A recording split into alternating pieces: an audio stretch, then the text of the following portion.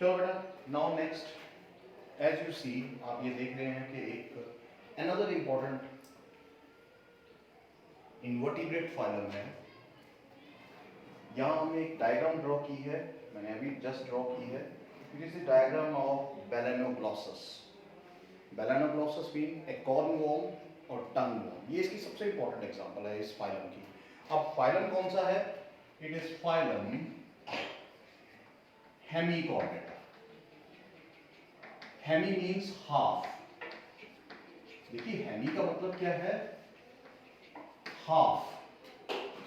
और chordates mean the vertebrates having notochord. वैसे organism जिनके पास क्या है, एक ऐसा सॉलिड स्ट्रक्चर है जो वर्टिब्रल कॉलम का काम करता है, which is notochord. So these organisms are half chordates. अब हाफ कॉर्डेट्स हम क्यों कहते हैं? देखो इसका एक कारण है। इसका कारण क्या है कि इसके कैरेक्टरिस्टिक्स जो है वो दोनों से मिलते हैं, नॉन कॉर्डेट से भी एंड कॉर्डेट से भी। देखो इसके पास दोनों के मिक्स्ड कैरेक्टर्स हैं।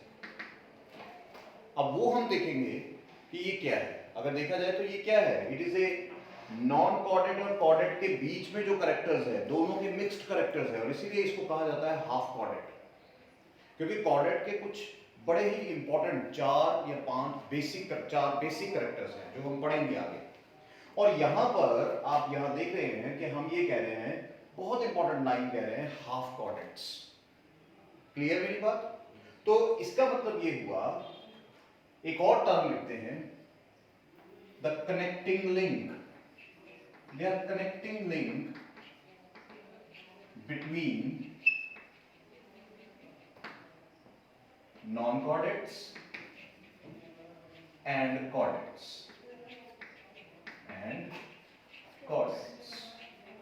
तो देखिए कनेक्टिंग लिंक्स क्या होते हैं, एक चीज याद रखिएगा। कनेक्टिंग लिंक्स ऐसे ऑर्गेनिजम्स होते हैं, those organism which possess the characteristics of two different individuals.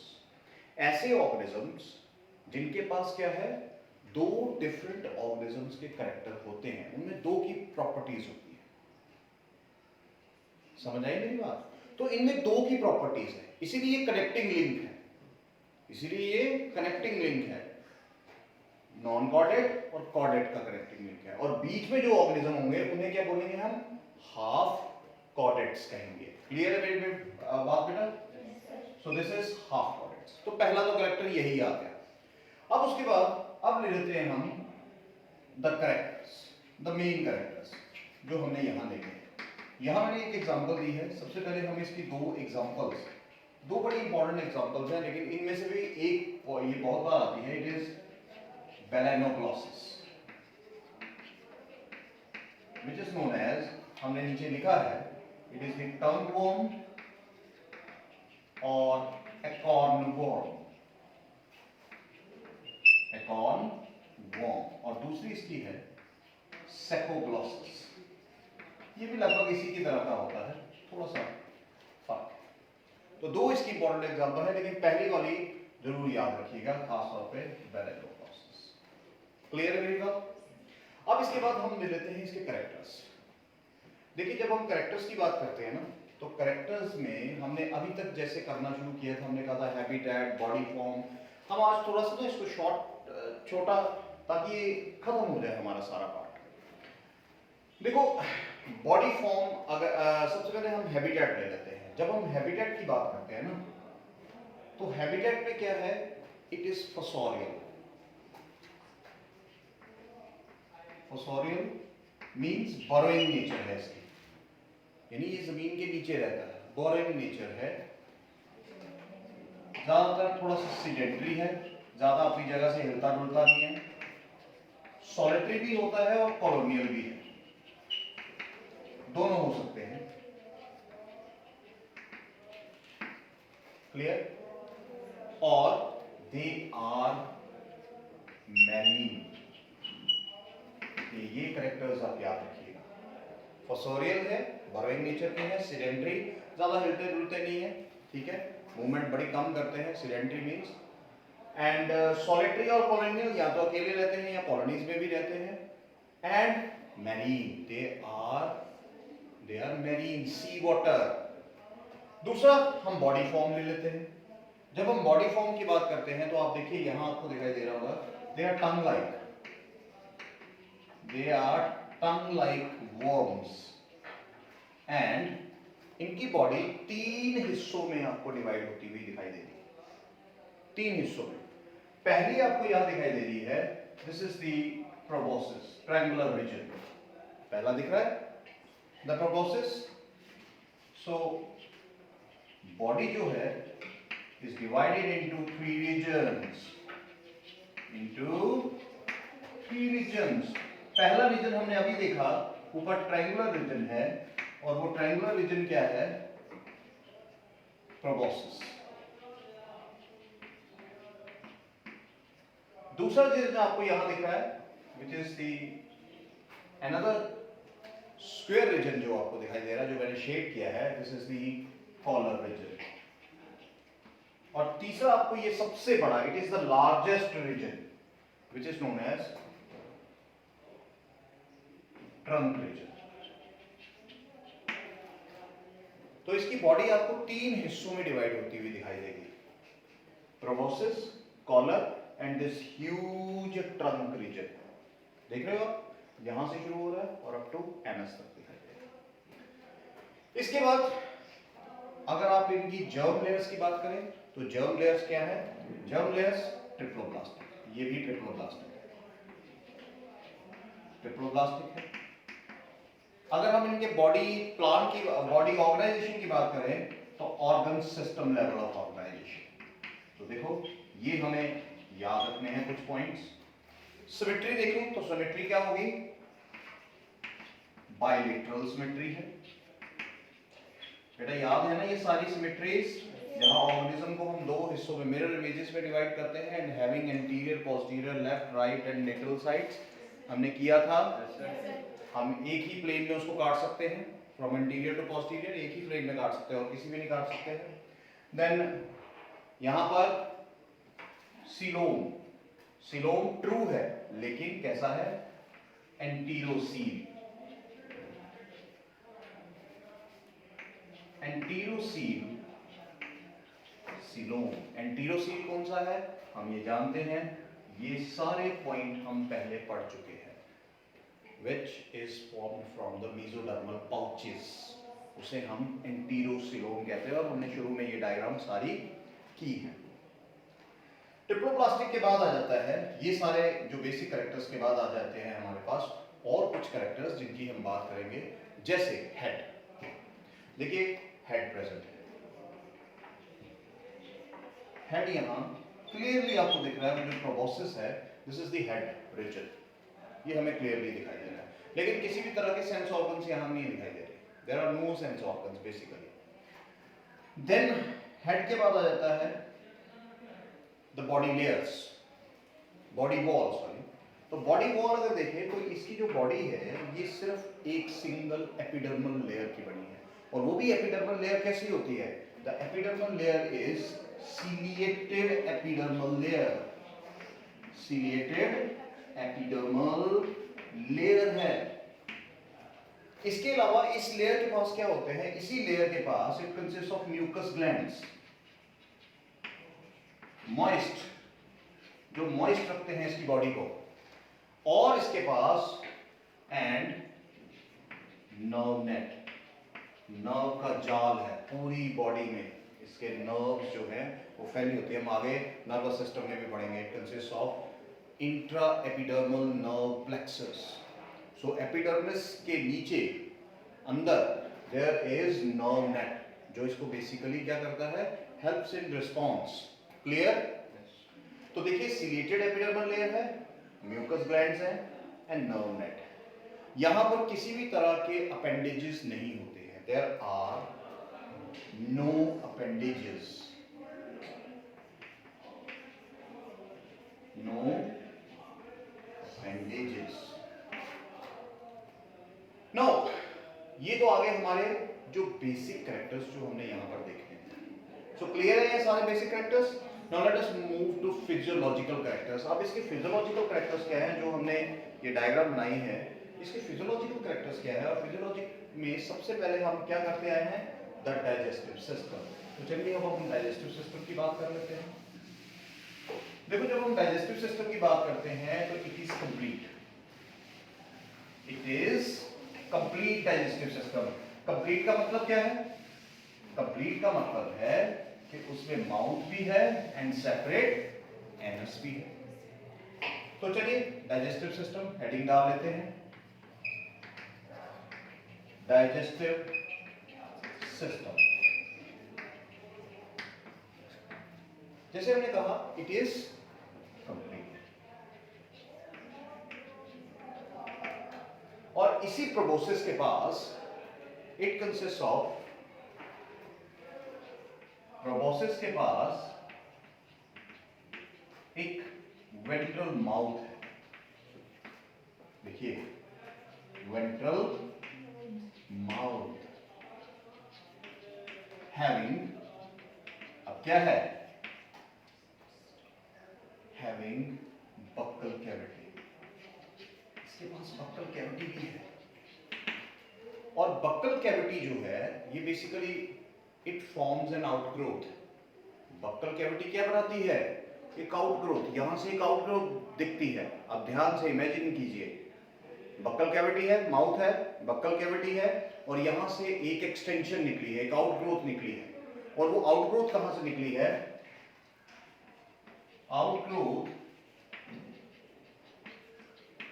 From the roof. ये क्वेश्चन ध्यान रखिएगा, कहां से ये आउटग्रोथ निकलती है? Outgrowth from the roof of buccal cavity. ये याद रखिएगा भाई, बहुत इंपॉर्टेंट पार्ट है ये। और वो क्या आउटग्रोथ है? That outgrowth is, let me write with the another chalk, it is hollow buccal diverticulum। diverticulum, और इसको क्या कहते हैं? It is also known as, ये भी इंपॉर्टेंट पार्ट, स्टोमोकॉर्ड। ये बहुत इंपॉर्टेंट पार्ट, स्टोमोकॉर्ड। इसका एक हाफ कॉर्ड कहने का कारण, जो हाफ कॉर्डेड कहते हैं, क्यों कहते हैं? क्योंकि देखिए जैसे हमारे में रीढ़ की हड्डी होती है, मैं सिंपल भाषा में बोलता हूँ, रीढ़ की हड्डी होती है जिसे हम वर्टिब्रल कॉलम कहते हैं। कॉर्डेट्स में वो जो रीढ़ की हड्डी होती है वो एक सॉलिड रॉड लाइक स्ट्रक्चर होता है जो पीठ पे होती है, उसकी डॉर्सल साइड पे होती है, that is known as notochord. उसे, जिसमें नोटोकॉर्ड प्रेजेंट होगी, वो सॉलिड रॉड होगी, उसे हम कॉर्डेट कहते हैं। हम कल पढ़ेंगे आगे।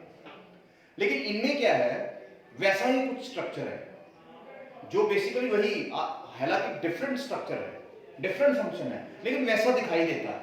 इट अपीयर्स लाइक नोटोकॉर्ड, लेकिन स्ट्रक्चरली एंड फंक्शनली डिफरेंट है। वहां वो डॉर्सल साइड पे सपोर्ट देता है, यहां वो ऐसा काम नहीं करता। यहां मुंह में है, एक आउटग्रोथ निकली है, बिल्कुल वैसा ही स्ट्रक्चर जैसा दिखाई देता है। और वो स्ट्रक्चर क्या है? बक्कल डाइवर्टिकुलम और स्टोमोकॉर्ड। और इसी स्टोमोकॉर्ड और नोटोकॉर्ड के बीच का जो डिफरेंस है उसी को हम हेमिकॉर्ड बोलते हैं। अब ये बक्कल डाइवर्टिकुलम और स्टोमोकॉर्ड कहां होती है? It is present in the proboscis region. ये भी नीट में बड़ा इंपॉर्टेंट क्वेश्चन आता है, आपके एग्जाम में पूछा जाता है। प्रोबोसिस रीजन में ये बहुत इंपॉर्टेंट पार्ट है, which is the hollow region, hollow extension, अंदर से खाली होती है। और ये खाली रॉड लाइक स्ट्रक्चर क्या है? बक्कल डाइवर्टिकुलम और स्टोमोकॉर्ड। ये याद रहेगा। देन देखिए एक और चीज जो बहुत इंपॉर्टेंट है, एनस इज प्रेजेंट। एनस यहां प्रेजेंट है, इफ यू सी हियर, यहां माउथ तो है ही है और एनस भी है, तो इसकी वजह से ये क्या है? डाइजेस्टिव सिस्टम क्या है? कंप्लीट। प्लान क्या है? बॉडी प्लान क्या है? Tube with in tube body plan. Clear है? लिखने की जरूरत नहीं है हमें पॉइंट की। लेकिन एक चीज याद रखिए, there is no tail in this region. Don't think this is a tail. tail को हम क्या मानते हैं? tail किसे कहते हैं? it is when it is beyond the anus. anus के आगे वाला रीजन जो होता है that is the tail. जैसे lizard में आप देखते हो, crocodile में देखते हो। तो यहां पर भी आप देखिए, क्या एनस के आगे कोई रीजन है? नो। तो यहां एक याद रखिएगा, नो पोस्ट एनल टेल, या सिंपल भाषा में हम कहे टेल इज एब्सेंट। सिंपल भाषा में कह देते हैं टेल यहां नहीं होती है। क्लियर है मेरी बात? देन इसके बाद चलिए नेक्स्ट आ जाता है रेस्पिरेटरी सिस्टम। देखिए रेस्पिरेशन कैसे होती है? Respiration is with the help of dorsal pharyngeal gills. Dorsal pharyngeal gills, वो कहां प्रेजेंट है? If you see here in this branchial region में देखो, यहां क्या आपको गिल पोर्स दिखाई दे रहे हैं? These pink colored दिखाई दे रहे हैं। Now these pink colored structures are gill pores, और ये कहां होते हैं? In this, अगर आप ट्रंक रीजन में सबसे ऊपर वाला रीजन देखो, ब्रेंकियल रीजन, और इसके भी डॉर्सल साइड पे ऊपर वाली, यहां पीछे जैसे मेरी पीठ डॉर्सल है, इसी तरह से उसकी डॉर्सल साइड पे गिल पोर्स होंगे। और जैसे जैसे इनकी एज बढ़ती है, इस वॉर्म की एज बढ़ेगी, ये गिल पोर्स का नंबर भी बढ़ता जाएगा, इनका नंबर भी बढ़ता जाता है। तो रेस्पिरेशन किससे होगी? From the pharyngeal Gill pores. दिखाई दे रहे हैं बेटा? इसलिए थोड़ा सा डिटेल्ड स्ट्रक्चर मैंने बनाया था अभी आपकी क्लास से पहले, ताकि टाइम नहीं लगना चाहिए, क्योंकि फिर टॉपिक बहुत लंबा हो जाता है। रेस्पिरेटरी सिस्टम के बाद आपका आ जाता है, let us take excretory system. देखो जब हम एक्सक्रीटरी सिस्टम की बेटा बात करते हैं ना, तो एक्सक्रीटरी सिस्टम में यहां पर क्या है? इन दिस प्रोबोसिस रीजन, देखो ये बड़ा इंपॉर्टेंट है। In this proboscis region, a very important gland is present, which is known as proboscis gland. या इसे क्या कहते हैं? और ग्लोमेरुलस। ये किस में हेल्प करता है? It helps in excretion. It helps in excretion. और excretion क्या है? पानी में रहता है, तो excretory material क्या होगा भाई? excretory material क्या होगा? पानी में है ना, अमोनिया। एक्सक्रीटरी मटेरियल क्या होगा? अमोनिया होगा।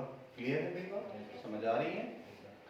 देन एक्सक्रीटरी सिस्टम के बाद आ जाता है सर्कुलेटरी सिस्टम। देखो ये सारे फिजियोलॉजिकल सिस्टम है, बेसिक सिस्टम तो हमने देख लिए, हर एक फाइलम के देख रहे हैं। और अगर आपको समझ नहीं आता है, एक्चुअली पिछला लेक्चर वीडियोस में दिया हुआ है, देख लिया करो, पीछे वाला वीडियोस देख लिए और देख लेना कि क्या पढ़ा है, कैसे डायग्राम बनाई है। मोस्टली मैं डायग्राम उसी वक्त बनाता हूँ, ये इसलिए बना दी कि चलो टाइम कम लगे, अदरवाइज हम लाइव ही डायग्राम बनाते हैं, जैसे साथ साथ पढ़ते रहते हैं। तो ध्यान रखिए सर्कुलेटरी सिस्टम। अब सर्कुलेटरी सिस्टम कैसा है? यहाँ अभी हमने कल भी पढ़ा था, गायनोडर्मेटा पढ़ा था, या पीछे हमने मोलस्का पढ़ा था। यहाँ क्या है? बिल्कुल गायनोडर्मेटा की तरह ही ओपन सर्कुलेटरी सिस्टम है। हालांकि यहाँ पर एक डॉर्सल पल्सेटाइल हार्ट भी होता है, हार्ट भी है, ऑर्गन जैसा, हार्ट जैसा ऑर्गन है। डॉर्सल एंड वेंट्रल वेसल्स भी हैं, dorsal and ventral blood vessels भी हैं, ये भी ध्यान रखिएगा। Dorsal and ventral blood vessels भी हैं, लेकिन जो ब्लड है वो कहां फ्लो करता है? It comes into the open spaces. Blood कहां आ जाता है? Comes in open spaces. और वो ओपन स्पेसेस क्या कहलाती हैं? नोन एज, या उन्हें क्या कहा जाता है? लेक्यूने और साइनसेस। इनमें आते हैं। क्लियर मेरी बात? There is no respiratory pigment. Remember, यहां रेस्पिरेटरी पिगमेंट नहीं होता है।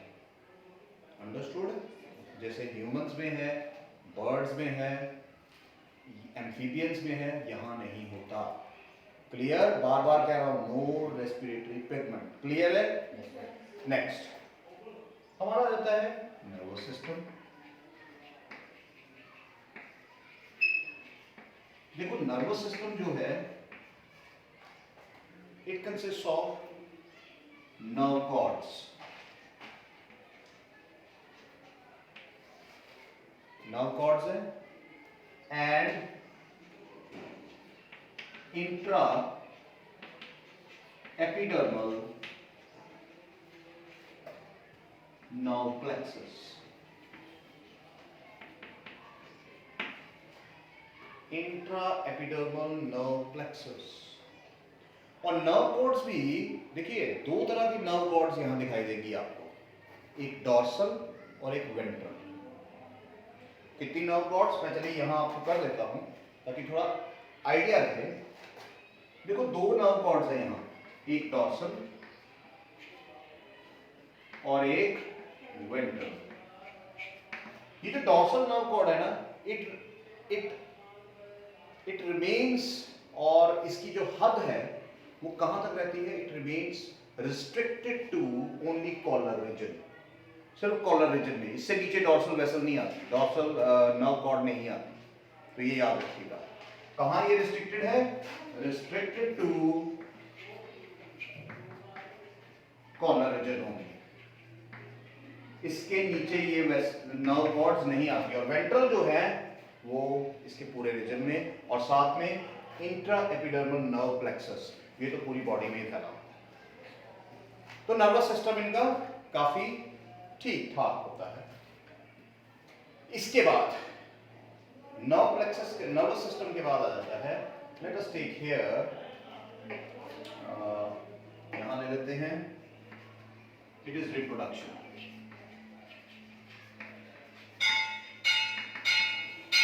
देखिए रिप्रोडक्शन की जब हम बात करते हैं ना, तो सेक्सुअल में कुछ में होती है ये सेक्सुअल, बडिंग वगैरह होती है, लेकिन वहां नहीं हम जाएंगे। ए सेक्सुअल आप कहिए मोस्टली एब्सेंट ही है, लेकिन है क्या? सेक्सुअल, सेक्सुअल रिप्रोडक्शन है। इसके साथ साथ देखिए यूनिसेक्सुअल है, male and female sexes are separate, ठीक है? तो ये भी कर लेते हैं, unisexual,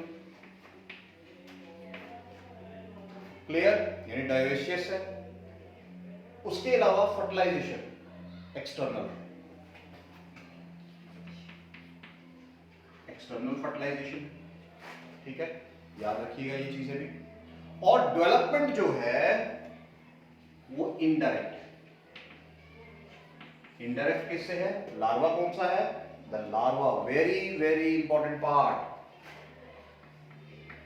tornaria larva, it is tornaria larva.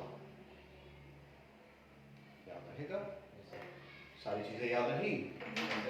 सो ये क्या था, अगर आप देखें तो इन द डायग्राम यहां पर आपको देखिए ब्रैंकियल रीजन दिखाई दे रहा है, ये जो रीजन है, इसी के नीचे डॉर्सल गिल पोर्स है, इसी के नीचे ये जेनेटल विंग्स होते हैं which are present on both the sides of the mid dorsal ridge।